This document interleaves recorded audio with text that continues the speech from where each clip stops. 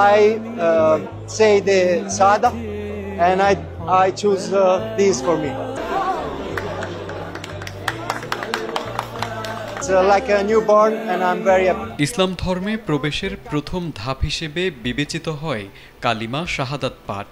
এই কালিমা পাঠের মাধ্যমে একজন ব্যক্তি আল্লাহর একত্ব এবং মুহাম্মদ সাল্লাল্লাহু আলাইহি ওয়াসাল্লামের নবুয়তে বিশ্বাস স্থাপন করেন। কালিমা পড়ার পর একজন মানুষ নতুন জীবনের দিকে অগ্রসর হন।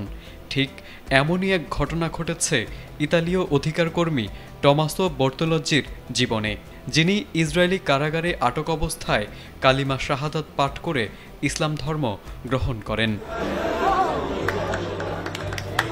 40 বছর বয়সী বর্তালাজ্জি ছিলেন গ্লোবাল সমুদ ফ্লোটিলার মারিয়া ক্রিস্টিন জাহাজের ক্যাপ্টেন। এই ফ্লোটিলাটি 31 আগস্ট স্পেনের বার্সেলোনা বন্দর থেকে গাজার উদ্দেশ্যে রওনা হয়েছিল।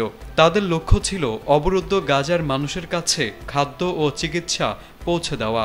তবে 1 অক্টোবর আন্তর্জাতিক জলসীমায় ইসরায়েলি বাহিনী এই জাহাজ বহরটি থামিয়ে দেয় এবং অধিকার কর্মীদের আটক করে। পরবর্তীতে আটককৃত অধিকার কর্মীদের ধাপে ধাপে ফেরত পাঠানো হয়। গত 4 অক্টোবর শনিবার 137 জন স্বেচ্ছাসেবককে তুরস্কে পাঠানো হয়, যাদের মধ্যে ছিলেন টমাসো বর্তোলাজ্জিও। ইস্তাম্বুলে পৌঁছে তিনি সাংবাদিকদের সঙ্গে কথা বলেন এবং ইসলাম গ্রহণের বিষয়টি সবাইকে জানান। তিনি বলেন, ইসরায়েলি কারাগারে মুসলিম অধিকার কর্মীদের সাহসিকতা এবং বিশ্বাস তার মনে গভীর প্রভাব ফেলে। বর্তোলাজ্জি আনাদুলু এজেন্সিকে জানান, বন্দিদশায় তিনি দেখেছেন কিভাবে তুর্কি মুসলিম অধিকার কর্মীরা নামাজ পড়ছিলেন আর ইসরায়েলি পুলিশ তাদের বাধা দিচ্ছিল। তখন তিনি প্রতিবাদ করেন এবং পরে তার এক তুর্কি বন্ধুর সহযোগিতায় কালিমা শাহাদাত পাঠ করেন। তিনি বলেন, কালিমা পাঠের সময় মনে হচ্ছিল যেন আমি নতুনভাবে জন্ম নিচ্ছি। বর্তোলাজ্জির এই সাহসিক সিদ্ধান্ত বিশ্বজুড়ে আলোড়ন তুলেছে।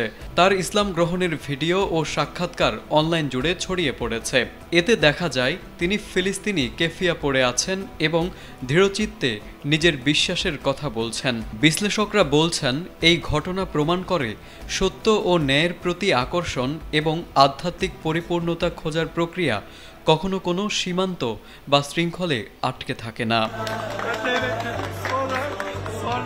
তারেক আজিজ, এটিএন বাংলা।